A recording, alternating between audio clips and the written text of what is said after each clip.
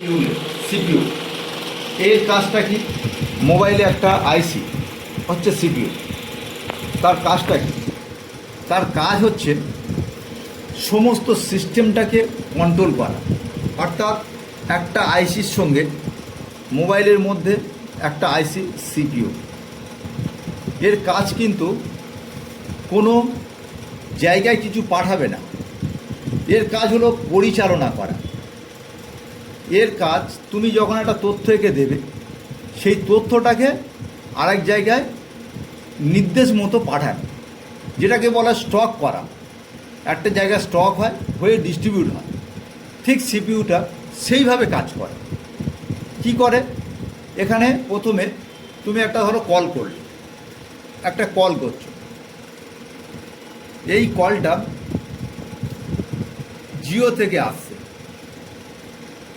জিওর নাম্বার থেকে কল আসছে। এই কলটা সিপিইউর মধ্যে প্রবেশ করার পরে যে রিসিভ করছে তার কাছে কি হচ্ছে দেখা যাচ্ছে আইডিয়া ফোন, আইডিয়া সিম, হ্যাঁ আইডিয়া সিম। তাহলে এই যে চেঞ্জ করে দিল, জিও থেকে আইডিয়াতে চেঞ্জ করলো, চেঞ্জ করার যে পদ্ধতিটা, যে মনে রাখার সিস্টেম, সেটা হচ্ছে সিপিইউ করছে। কিন্তু এ কিন্তু শব্দ তৈরি করছে না, এ কিছু করছে না। কিন্তু এ কাজ হচ্ছে এখানে একে জানিয়ে দেওয়া যে এটা জিওর নাম্বার আইডিয়াতে।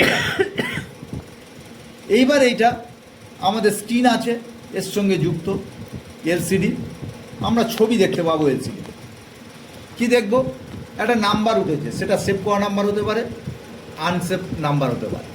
এখানে আসার পরে সেটাকে আমরা কি দেখছি, সেই জায়গা থেকে আমরা দেখতে পাচ্ছি কি এলসিডিতে সেই লেখাটা উঠছে ভেসে।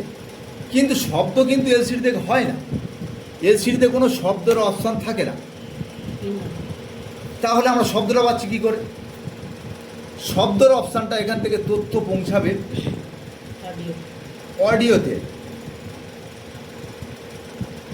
অডিও আইসিতে পৌঁছে দেবে। যে কাজ হচ্ছে অডিওর কাজটা কি? অডিওর কাজ হচ্ছে শব্দ উৎপাদন করা, সাউন্ড তৈরি করা। তাহলে এই যে সাউন্ডটা তৈরি হচ্ছে, এই সিগন্যালটা দিচ্ছে কিন্তু সিপিইউ, বলছে এটা শব্দ এসছে, এই তথ্যটাই পাঠিয়েছে। কিন্তু কথা বলাবে কিন্তু অডিও। অডিও যখন সাউন্ড অর্থাৎ স্পিকারে পৌঁছাবে বা রিঙ্গারে পৌঁছাবে, রিঙ্গারে যাবে, তখন আমরা পরিপূর্ণ শব্দ একটা ডিসপ্লে থেকে ছবি একদিকে, শব্দ কিন্তু আরেক দিকে, দুটো কিন্তু একদিকে নয়। ছবি যদি আমরা স্ক্রিনে দেখি, এই স্ক্রিনে যদি আমরা এরকম ছবি দেখি, ছবিটা আমরা স্ক্রিনে দেখছি, শব্দ কিন্তু তলায় থেকে হচ্ছে। স্ক্রিনের সঙ্গে শব্দ তলায় বা উপরে যে অপশানে থাকবে আমরা সেখানে শুনতে পাবো। তাহলে ছবি শব্দ কিন্তু আলাদা।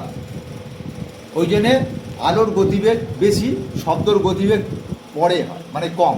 কারণ একটা বজ্রপাতের সময় আমরা শব্দ আগে পাই না, আগে বিদ্যুৎ চমকায়, তারপরে শব্দ আসে। ঠিক এখানে তাই, আগে দেখবে স্ক্রিনটা ভেসে উঠবে, তারপরে কিন্তু শব্দটা হতে শুরু হয়, রিংটোনটা পায়। এই তথ্যটাই সিপিইউ ডিস্ট্রিবিউট করে। এ কিন্তু কাউকে কোনো কিছু চালাতে বলে না, এ শুধু বলে দেবে যে এই সিগন্যালটা এসছে। তুমি যে রিসিভ করবে, এখান থেকে যে কিবোর্ড চাপবে, কিপ্যাডটা চাপবে, সেই নির্দেশে কোন বোতামটা চাপবে বলে দেবে সিপিইউ, যে কলিং রিসিভ না কেটে দেওয়া না নাম্বারে, সেটা কিন্তু এ বলে দেবে। এর কাজ হচ্ছে বলে দেওয়া, সবুজ না লাল কোনটাতে তুমি ধরবে না কাটবে, সেটা কিন্তু ভাসিয়ে দেবে। বলে দেওয়াতে স্ক্রিনে ভেসে উঠবে। এবার তুমি কোনটা ধরবে তোমার উপর নির্ভর করবে। সেটা কিবোর্ড হলে তোমার কিপ্যাডে, এরকম কিবোর্ড হলে কিপ্যাডে রিসিভ আছে, কেটে দেওয়া আছে। আবার অ্যান্ড্রয়েডে হলে একদিকে সবুজ উঠবে, একদিকে লাল উঠবে। এবার কোনটা ধরবে তোমার উপর নির্ভর করবে। সেইটা কিন্তু বলে দেওয়ার কাজ হচ্ছে সিপিইউ। এর কাজ হচ্ছে বলে দেওয়া যে এই সিগন্যাল ঢুকেছে, এই সিগন্যালে যাচ্ছে, সে কাজ করবে। এবার এই সিগন্যালটা ঢুকছে, এই সিগন্যাল যদি না থাকে ও কিন্তু কাজ করবে না, কারণ দেখাবে না তো। এবার এরা শুধু একা নয়, প্রত্যেকটা জায়গায় আলাদা আলাদা করে পার্টিশন করা আছে। যেমন এই যে কিপ্যাড, দেখা যাচ্ছে কিপ্যাড আইসি একটা রয়েছে, হয়ে কিপ্যাডে যাবে, হ্যাঁ কিপ্যাড আইসিতে যাবে। তাহলে এই যে কিপ্যাড আইসি হয়ে এটা যাচ্ছে, যদি এই কিপ্যাড আইসি খারাপ থাকে তাহলে কাজ করবে না, তুমি যত হাত দাও কাজ করবে না। কারণ যেমন পিডিএ, মোবাইলের ডিসপ্লে ভালো আছে, পিডিএ খারাপ, তুমি হাত দিলে কি যাবে? কল এসছে যাবে? কোনো দিকে যাবে না। কেন যাবে না? পিডিএ খারাপ, কিন্তু এ তো তথ্য দিয়ে দিয়েছে, সিপিইউ দিয়ে দিয়েছে, ওটা কিন্তু ভেসে উঠেছে, তুমি কিন্তু ধরতে পারছো না, কারণ ওটা পিডিএ খারাপ। তাহলে পিডিএর প্রবলেম, এর কাজ কিন্তু এ করে দিয়েছে। তাহলে পিডিএ সেন্সার কাজ করতে হয়, তার মানে এর কাজ যেটা একটার সঙ্গে আর একটা যুক্ত করে রেখেছে। এই যে যুক্ত থাকা, এই যে যুক্ত রেখে দেওয়া, এই সিপিইউ সেই কাজটা করছে। আমরা কি করছি? সিপিইউকে দিয়ে এই পদ্ধতি কাজ করছি। এইবার সিপিইউ যদি খারাপ হয় কী হবে? সিপিইউ খারাপ হলে সিপিইউর মধ্যে কী ইনস্টল করা থাকে? সফটওয়্যার ইনস্টল করা থাকে,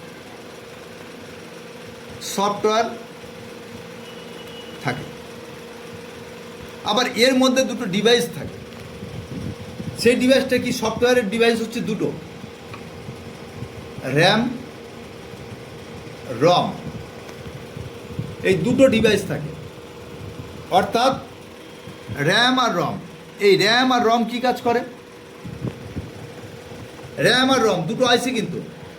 তাহলে র্যাম আর রমের মধ্যে এই যে র্যামটা কি কাজ করে আর রমটা কি কাজ করে জানা আছে? র্যাম, র্যাম হচ্ছে আমরা যে মোবাইলটা চালাই, যে হাত দিয়ে কাজ করি, যে রানিং চেঞ্জ হচ্ছে, এই যে চেঞ্জ করছে যেটা, সেটা হচ্ছে র্যামের কাজ। আর রমের কাজ কি? আমরা ফোন মেমোরি বলি না, ফোন মেমোরি কত? এটা হচ্ছে রম, যেটা চিপ মেমোরি কার্ড যেরকম লাগানো হয়, ঠিক মোবাইলে এই রমটা সেই কাজ করে, ওর মধ্যে যে স্টোর করে রাখে। এবার ওই স্টোরের মধ্যে যদি কিছু করাপ্টেড হয়ে যায়, কোনো সফটওয়্যার যদি করাপ্টেড হয়ে যায়, তাহলে এই তথ্যটা সিপিইউ মিস করবে, তখন মোবাইল হ্যাং করে, মোবাইল দাঁড়িয়ে যায়, হঠাৎ বন্ধ হয়ে যায়, ফাস্ট বুট অপশান আসে, এরকম বিভিন্ন রকম অপশান আসতে শুরু করে। মানে কোনো জায়গার কোনো তথ্য মুছে গেছে, আর সিপিইউ মনে করতে পারছে না, তখন কি করে? সফটওয়্যারে দিয়ে গিয়ে পুরো মুছে দেওয়া হয়, মুছে আবার লোড করে দেওয়া হয়। কেন? যেমন দেবে, এটা হচ্ছে সফটওয়্যার বলে করতে হবে, ফোন হ্যাং করেছে, সফটওয়্যার মারতে, সফটওয়্যার মারলে কি হয়? মুছে যায়, আর কিছু তুমি পাও না। কি করা হয়? রিসেট হচ্ছে দু রকম, রিসেট হচ্ছে একটা ব্যাকআপ রাখা হয়, আর একটা ফুল রিসেট করা। ফুল রিসেট করলে তুমি আর কিছু পাবে না, মানে ইমেল আইডি, মানে ফোন আর সেরকম হয়ে যাবে, ইমেল আইডি, গুগল অ্যাকাউন্ট সব কিন্তু মুছে চলে যায়। ওই জন্য আগে লিখে রেখে দিতে হয় ওগুলো, না হলে কিন্তু আবার নতুন করে খুলতে হবে। ঠিক আছে, এবার ওটাই করতে হয়। এবার যদি তুমি ব্যাকআপ রেখে দিয়ে করো, তাহলে ব্যাকআপ অপশনটা অফ রাখতে হবে, করে তোমাকে করতে। এবার যেগুলো দরকার নেই সেটা মুছে চলে যাবে।